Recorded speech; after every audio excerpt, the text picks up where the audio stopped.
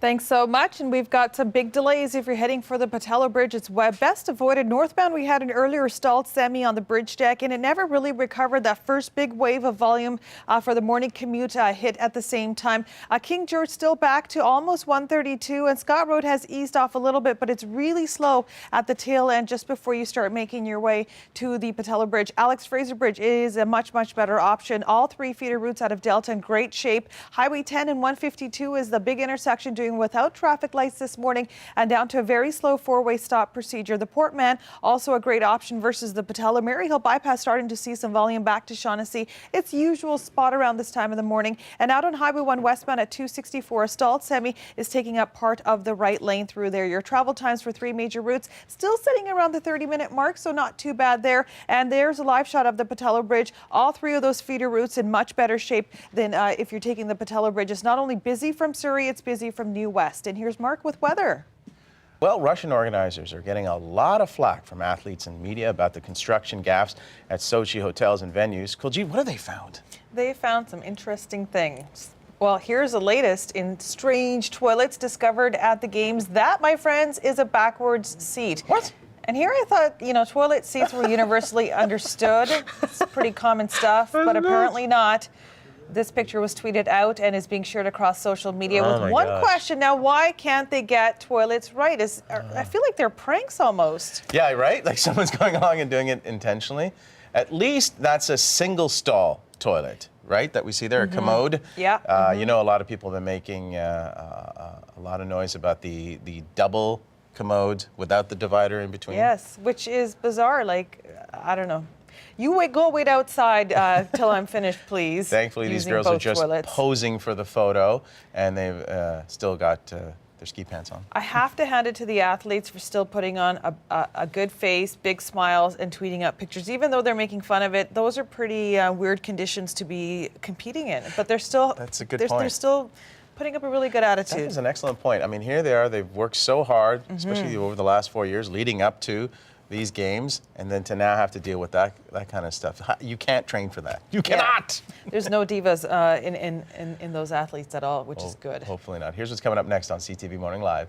A few problems on the go if you're making your way into work and school this morning. Alex Fraser Bridge northbound, we had a quick stall. Now it's busy at the bottom of the loop for Nordell. Highway 1 westbound out towards Aldergrove around 264, stalled semi's been sitting there pretty much all morning. Portman Bridge is in great shape. Maryhill back to its usual spot around Shaughnessy. And if you're heading for the Patello Bridge right now, it's still very busy. It's been a really busy morning. One stall is all it took earlier this morning, and it never really quite recovered. Now a stall further Oak Street northbound has been cleared, but this is the volume out of Richmond right now, heading for the 99 North and into Vancouver, so it's not looking so good. How's weather looking, Mark? 9 minutes past 8. Coca-Cola is taking on the critics of its America the Beautiful Super Bowl commercial. Some objected to the song being sung in several foreign languages, but now and finally, Coca-Cola is responding. So beautiful. This morning, the world's largest beverage company is firing back at its critics, taking on the national firestorm it kindled with this.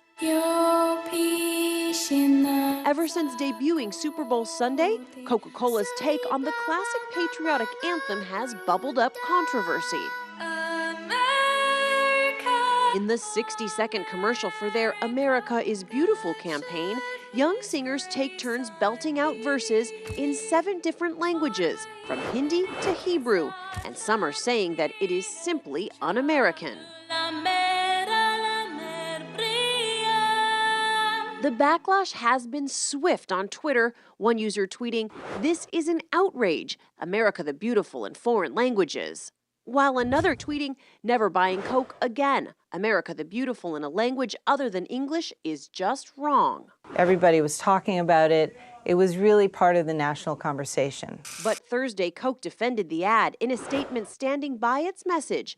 It's Beautiful provides a snapshot of the real lives of Americans. All those featured in the ad are Americans, and America the Beautiful was sung by bilingual American young women. And in this behind-the-scenes footage just released by Coca-Cola, those 7 bilingual American women speak out on why the commercial is so important to them. We just have different backgrounds, and that's okay. we're all Americans and we can come together. The soda maker is set to air a new 90-second version during today's Olympic opening ceremony, hoping the controversy will simply fizz out. Celia Vega, ABC News, New York. So when this first happened and social media responded the way that it did in a negative way, I was like, oh, of course, and this is the day, the age we live in.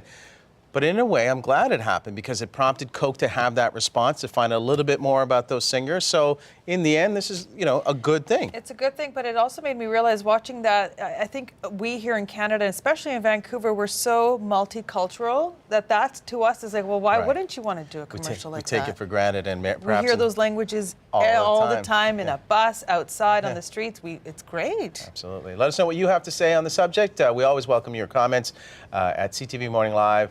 Is our Twitter handle and our Facebook feed as well. Kuljeet, I am looking forward to this next interview that we have coming up. Our Interrupted Fairy Tale is the name of the book.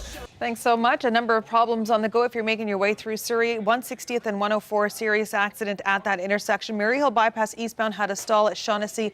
Busy to the number 1. Portman itself is in good shape from Langley and Surrey. Alex Fraser, volume has been really easing off, especially for Nordell. You're in really good shape through there. The Patello Bridge still pretty busy for King George. Scott Road has eased off, and Burnaby Marineway westbound at Boundary, they have a stall. Delays for Vancouver downtown. If you're taking Hastings, it's all blocked off just near Main Street because of wires that came down. Brevard Street Bridge, of course, has northbound roadwork delays. If you're heading out of Richmond right now, Oak Street northbound at 33rd, a brand new stall there. As you can see, lots of cars through that area, and it's getting pretty busy. Mark, how's the weather looking? Thanks so much, Mark. It's 8:10. Well, there's a new development in the investigation into the death of Philip Seymour Hoffman. Police have determined that one of the men arrested for dealing drugs was, in fact, connected to the actor. This morning, police investigating the death of Philip Seymour Hoffman are turning their focus to this man. Suspected heroin dealer Robert Weinberg was arraigned on drug charges in New York City overnight. And while police have not linked him directly to Hoffman's death, they do tell ABC News that he knew the actor and even had his phone number stored in his cell phone. Weinberg, seen in this YouTube video, is an accomplished saxophone player who's reportedly played with David Bowie and Amy Winehouse. But police believe he may have turned to selling drugs recently when his musical career started to dry up. Police received a tip that Hoffman bought drugs at this apartment and arrested Weinberg Tuesday night. 2 other suspects at the apartment are also in custody this morning, their lawyers calling them scapegoats. Weinberg's lawyer telling ABC News, "We are very confident that there is no connection between the charges brought forth against my client and the death of Philip Seymour Hoffman." Meanwhile, officials revealing an autopsy report on Hoffman's body is inconclusive and that more testing will be needed. Overnight, this picture released of a somber-looking Jennifer Lawrence returning to the filming of the final Hunger Games film. Word now that filmmakers will use digital imagery to insert Hoffman into the scenes he had yet to shoot to avoid having to drop him from the script. This as so many continue to mourn his death, and the lights on Broadway were dimmed in his honor. Tremendous loss there. But So sad. in addition to the Hunger Games films, he has other films that he completed that will be coming out slowly. And we'll, of course, continue to stay on top of the investigation as well. In the meantime, it's 12 minutes after 8. Here's what's coming up next. The Vancouver Opera is coming to Surrey. We'll give you a sneak peek when CTV Morning Live continues. Stay with us. I did the same thing too, and if you're driving out right now, there's a few things you really need to watch out for. An accident in Surrey, 160th Street and 104 has been cleared, but the damage has been done. 160th northbound to the number 1 is heavily backed up. Huge delays for the Mary Hill bypass after a couple of back-to-back stalls, well back past Shaughnessy. But for the Portman, you're in great shape off Highway 1. Alex Fraser's eased off quite nicely off Nordell. Patello Bridge, still a little bit of traffic for the edge of Scott Road, but not too bad. And in Burnaby, Marineway westbound at Boundary, huge delays because of this stall. Northbound Brevard Street Bridge seeing lots of red because of all that road work. And if you're heading out of Richmond right now on the Oak Street Bridge, we had an earlier stall further ahead in Vancouver, and this is what we're seeing right now. Lots of cars bunched up, making their way out of Richmond. Will this weather get better by tomorrow, Mark? And unfortunately, Steve Stamkos won't be in a Team Canada uniform. No, but glad to see Martin St. Louis in there, too. Yes. Absolutely, Really good decision there. All right, speaking of sports, but an entirely different sporting activity. The Whitecaps training camp is happening all this week in Arizona. Let's go to Casa Grande and check out what CTV sports anchor Perry Solkowski has for us today. Oh, good morning, my friends. I thought we'd show you some nice flowers here that are in Arizona. There's a lovely fountain And I want you to know, this is the 4th year we've been here. Behind me, there's a fence. Behind that fence is the pool. Now, how often do we hear, oh, you guys are going to Arizona, you'll be hidden by the pool? Not once in 4 years have we been near the pool. I'm in shorts, but I'm just being a Canadian about it. It's not nice here. You know what has changed in 4 years?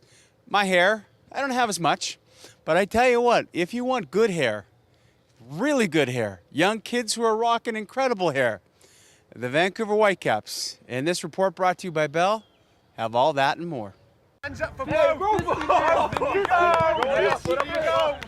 It will be a team with a youth movement. Young, quick, crazy about their coif. Some Whitecaps are downright dangerous with their dues. It's my afro. Like, no one really ever seen my afro because my ear is always done for the game for the most part. But, sometimes I just want to let it all out. Russell Tybert got plenty of attention last year because of his hair. New season, new ways. This look in the morning and this in the afternoon. So confident that. Kid, can I talk to you about your hair? No, my hair speaks for itself, thank you. No interview. But what's it saying? What do you make if you were to give me the opinion of what Russell Tybert has going right now? I can see what he's trying to do. It's just at the midpoint right now. He's not finished yet. So What's he trying to do? I don't think I can tell anyone yet. I think it's kind of for the home opener, so you'll have to see. Eric Hurtado seems to have put the most thought into his lid. I had this back in college, and thought I'd do it again. My hair was getting long, and I really needed to cut the sides. I need to line it up a little bit right now. I'm going to do that later on today. Goalie David Ousted has been there, done that. Got a game tape to show it. I heard a lot about my hair last year, so I cut it now. It's a bit shorter, so I might not fall in that category great hair anymore. All this under new head coach, Carl Robinson, who's heard hair talk before because of a low-line look. I've heard it many times before, yeah. In football, you pick up a lot of nicknames and you pick up a lot of abuse when you're playing, and that's one that's been levied at me a few times. What do they call you? I can't tell you what they call me because then you'll start jumping on it. Football fashionistas, if their style of play is as good as their hair, could have some permanent fun at BC Place this year. Yeah, I'm jealous. I'm jealous of all those guys, but if they can play like they can work with their hair, it's going to be a fun year. That's the story from another cool day in Arizona, guys. Back to you. Thank you very much, Perry, reporting live from Casa Grande in Arizona. I mean, you know what's incredible, though, is how seriously those guys take their hair. Well, what I want to know is who their hairstylist is and or are, because you must have a team of them, No, and book an appointment ASAP. I think they're on their own. Those guys, Really? That's their statement. They're making, What I'd say to them now, guys, enjoy it now. This is the only cool haircut I could do. There you go. Oh, Mark. Enjoy it now, guys. We could always do a wig fashion show one day. Yes. Yes, we could. Yes, we'll think about that. could. We'll talk to your people about that. Speaking of fashion shows, showing your pride for Team Canada, stylist Natalie Reese will be here with an Olympic fashion show when CTV Morning Live continues. It's 8:43 on this Thursday morning. Thanks so much. And the Granville Street Bridge, probably your better friend this morning in comparison to the Burrard Street Bridge, which is under a lot of road work this morning. Northbound 2 lanes are open, but there's lots of orange pylons all over the place. It's a bit of a mess. You want to stick to Granville or Canby Bridge instead. They're in good shape in and out of the downtown core. Volume-wise, we're doing pretty good for the 99 counterflow is in Alex Fraser Bridge. Only busy at the bottom of the loop for Nordell. 64 and 72nd are great. Portman Bridge out of Langley and Surrey this morning. No problems there. And your travel time sitting around the 30-minute mark for all 3 major routes so far this morning. So you're not going to see too many delays through there. No stalls, no accidents right now. Out of Surrey for the Patello Bridge, we're also in really good shape through there and all the way into the New West core. There's a live shot of the 99 right now. As I mentioned, counterflow is in. The good thing is it's cold, but there's no frost on the roads. Hopefully that trend continues, Mark. Thanks so much. So far, so good in the Lower Mainland. No stalls, no accidents. Volume is building on some of our major routes, especially for the Alex Fraser Bridge at the bottom of the Nordell Loop. And if you're heading north between 64 and 72nd, it's stop and go all the way until you get to that bridge deck. Portman Bridge in great shape, as is the Maryhill Bypass with its regular volume for this time of the morning. Counterflow in for the 99. Massey Tunnel's in great shape as well. If you are heading into the downtown core, keep in mind Burrard Street Bridge, all that road work has started. Northbound, there are some delays There's a lot of orange cones that have fallen all over the place. They're kind of scattered. Granville can be much better options. Oak Street Bridge out of Richmond this morning is doing pretty good. Not as slow as it was this time yesterday morning, so it's a good option. If you do want to take that, you can go ahead and do that. Highway 1 westbound through the Burnaby stretch, still lots of space between cars. You're not going to see any problems through there. And your North Shore Bridge is also in really great shape for the Cassiar Ironworkers and the Lionsgate Bridge this morning. It is a little bit cold out there, but not as frosty as I was going to think it was going to be, thankfully. Thanks so much, Mark. It's 6:38. And as we know, the eyes of the world are on Sochi for the Winter Olympics. But one family in Minnesota has their very own version of the Winter Games right in their own backyard. And it's all thanks to an industrious dad. Oh my God! Whoa! Whoa! Big train! Big train! We're having fun, right? Mm-hmm. Dana Schweik spent several hours shoveling a track and building up the walls to make this incredible backyard luge. The track spans about 130 meters. The ride is a thrilling 45 seconds long. As you can imagine, the backyard is now a pretty popular spot in the neighborhood. Look at that.